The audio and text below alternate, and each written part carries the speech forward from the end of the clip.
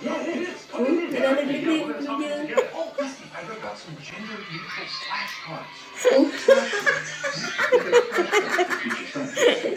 Nakakatawa. Nalalaglag na yung ulo. Ayaw pa rin mga higa. Katawa yung aso mo. Nalalagdag na sa hagdanan. Si mama lang to eh. Nahiga mo na yun, Elvis.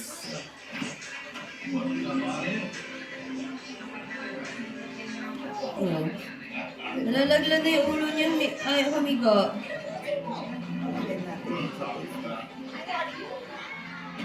Kat mo na lang yung nalalagdag sa ulo. Walang ng palagi. So, another gagawin nyo na naman. Mawa kayo sa website. Kasi makasiksik lang siya. Nalamis mo Naman, ito. Kaya ganun. Kukunin ko yung higa mo. pwede pala yung mga Wala na. bigay ng mga impormasyon Gising na. Sino? sa ibang lahi. Tutulog ulit. Fix mo naman, Elvis.